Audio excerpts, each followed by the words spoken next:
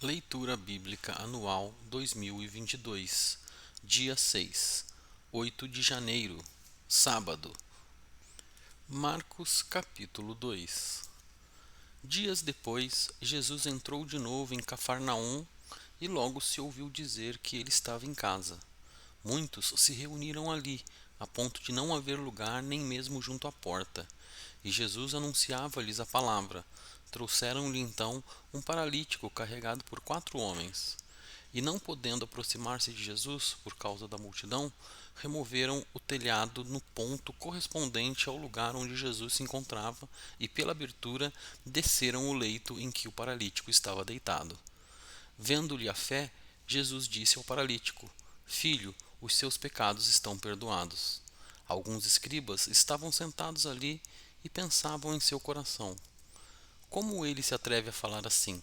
Isto é blasfêmia. Quem pode perdoar pecados a não ser um que é Deus? E Jesus, percebendo imediatamente em seu espírito que eles assim pensavam, disse-lhes: Por que vocês estão pensando essas coisas em seu coração? O que é mais fácil? Dizer ao paralítico: Os seus pecados estão perdoados? Ou dizer: Levante-se, tome o seu leito e ande? Mas isto é para que vocês saibam que o Filho do Homem tem autoridade sobre a terra para perdoar pecados. E disse ao paralítico: Eu digo a você, levante-se, pegue o seu leito e vá para casa. Ele se levantou e, no mesmo instante, pegando o leito, retirou-se à vista de todos, a ponto de todos se admirarem e darem glória a Deus, dizendo: Jamais vimos coisa assim. De novo, Jesus foi para junto do mar e toda a multidão vinha ao encontro dele, e ele os ensinava.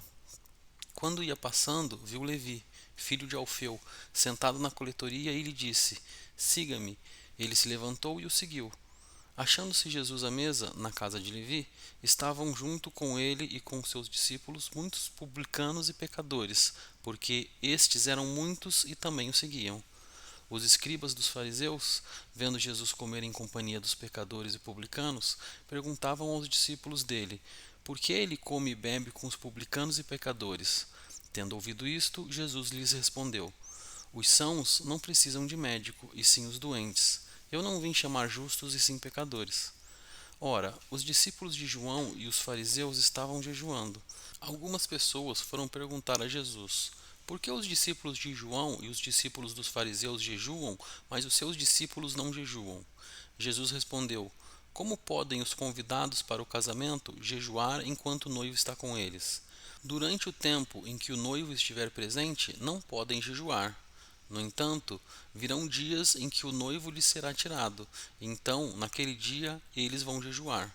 Ninguém costura um remendo de pano novo em roupa velha, porque o remendo novo tira um pedaço da roupa velha e o buraco fica ainda maior.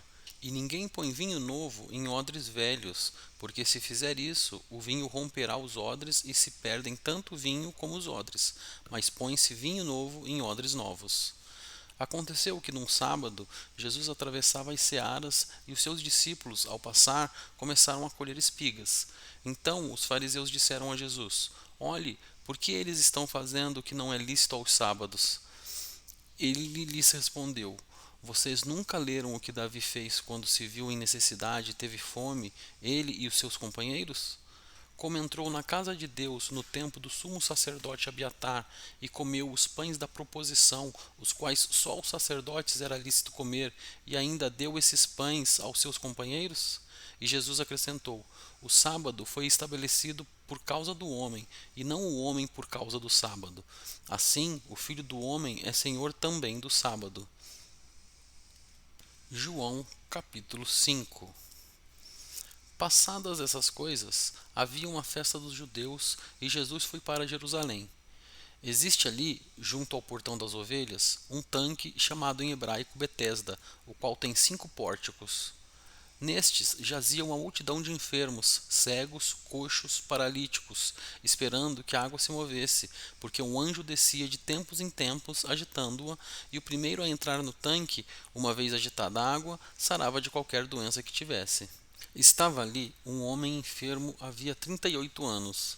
Jesus, vendo-o deitado e sabendo que estava assim havia muito tempo, perguntou: Você quer ser curado? O enfermo respondeu: Senhor, não tenho ninguém que me ponha no tanque quando a água é agitada. Quando tento entrar, outro enfermo chega antes de mim. Então Jesus lhe disse: Levante-se, pegue o seu leito e ande.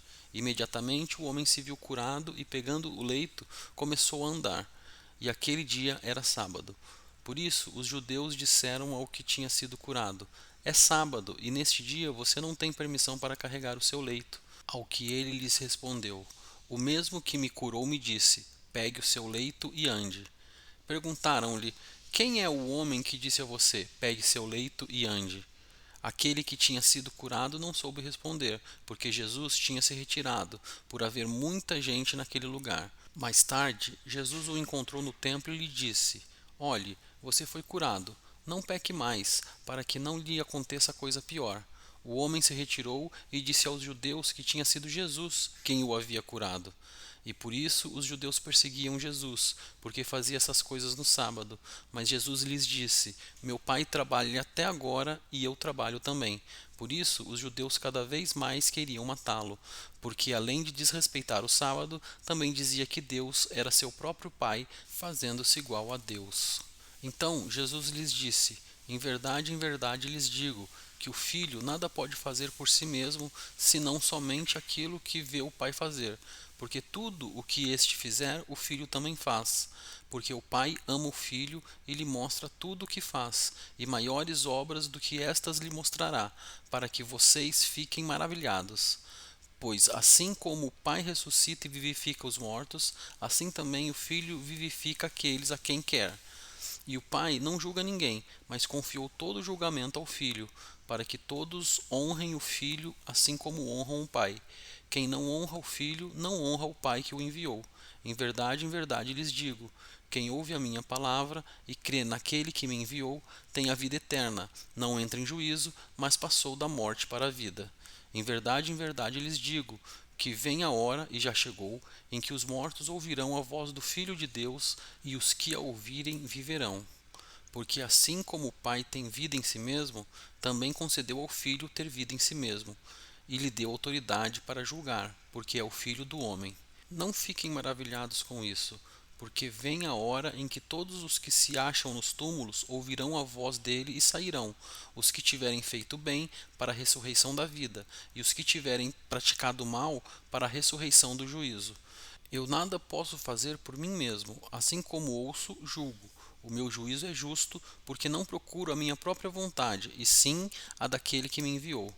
Se eu dou testemunho a respeito de mim mesmo, o meu testemunho não é verdadeiro. Outro é o que dá testemunho a respeito de mim, e sei que o testemunho que ele dá a respeito de mim é verdadeiro. Vocês mandaram mensageiros a João, e ele deu testemunho da verdade.